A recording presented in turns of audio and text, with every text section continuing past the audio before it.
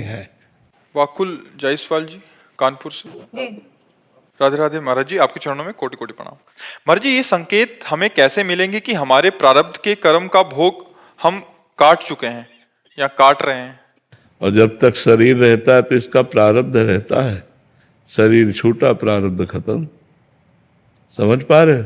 शरीर रहता है तब तक प्रारब्ध भोग रहता है, ऐसा थोड़ी है। आज आप चकाचक सब आनंद चल रहा है, कल देख लेना दुख आएगा। आज दुखी चल रहे, कल देख लेना सुख आएगा। इसका क्रम बना हुआ है। प्रारब्ध दुख सुख का क्रम बना हुआ है। जब तक शरीर है तो प्रारब्ध ही से तो बना है। प्रारब्ध मिटा, शरीर खत्म। शरीर खत्म, प्रारब्ध मिट गया। प्रारब्ध तब तक रहेगा जब तक शरीर रहेगा। पूजा भारती जी मुंबई से। श्री हरिवंश। श्री हरिवंश महाराज जी। महाराज जी, मेरा प्रश्न है कि भजन में प्रतिस्पर्धा उचित है क्या? ये ईर्ष्या तो नहीं है?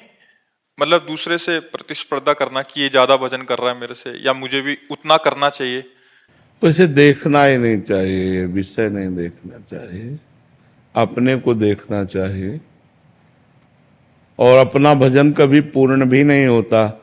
कितना भी करो ऐसा लगता है कि अभी जैसा होना चाहिए वैसा नहीं हो रहा। हम दूसरे को क्यों देखें? भगवान उससे जैसा करवा रहे हैं वो वैसा कर रहा है। मान लो हम किसी का भजन देखेंगे तो किसी के दोष भी देखेंगे, फिर ठीक नहीं है। अपने अंदर से एक नियम बना ले कि हमारी श्वास प्रश्वास में भगवान का सुमिरन रहे, हमारा भजन ठीक चलता रहे। भगवान जिसको जितना करवा रहे हैं उतना हो रहा है। हमें लगता है ईर्ष्या भजन में भी करना ठीक नहीं है।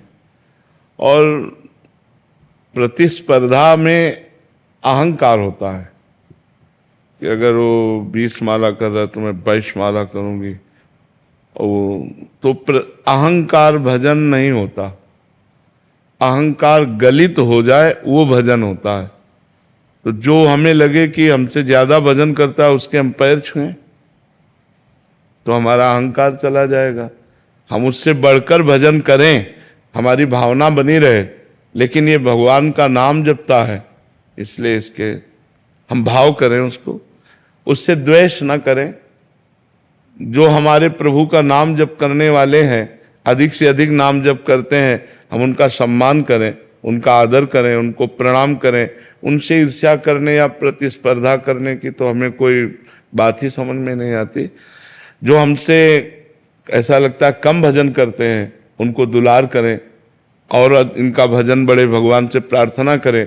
हमें लगता है हमसे ज़्यादा भजन करते हैं तो हम उनका चरणामृत पिएं, उनके चरणों में प्रणाम करें, उनको नमस्कार करें, क्योंकि महान भक्त हैं। तो दोनों तरफ हमारी अंदर कोई गंदी बात नहीं आई जो हमारे मन को गंदा कर सके, ना ईर्ष्या आए और ना लघुता आए।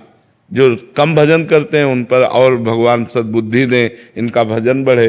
ज़्यादा भजन करते हैं उनको नमस्कार करते हैं। तो प्रतिस्पर्धा तो संसार में होती है, भजन में तो नहीं होती। डॉक्टर आलोक सिंह जी। श्री हरिवंश महाराज जी, आपके चरणों में कोटि कोटि प्रणाम। महाराज जी, जीवन के प्रारब्ध को बदला जा सकता है क्या? नहीं। तथा मानव जीवन का वास्तविक अर्थ एवं उद्देश्य? मानव जीवन का वास्तविक अर्थ है भगवत प्राप्ति, परोपकार, नाम जप। लेकिन प्रारब्ध नहीं बदला जा सकता। प्रारब्ध भोगना पड़ता है, प्रारब्ध नहीं बदला जा सकता। जो कर्म बन जाता है उसको भोगना पड़ता है। जैसे दशरथ जी के द्वारा श्रवण कुमार का वध, तो उनके पिता का ये शाप, जैसे मैं पुत्र वियोग में मर रहा हूं ऐसे तुम प्राण त्यागोगे।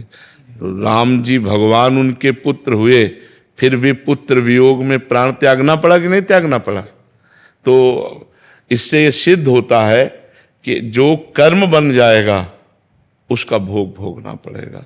तो जो प्रारब्ध बनकर आ गया वो भोगना पड़ रहा है, बड़े बड़ों को भोगना पड़ता है। इसीलिए नाम जप करो, कोई नशा न करो, कोई गंदे आचरण न करो कि अब हमारा कोई नया कर्म ना बने।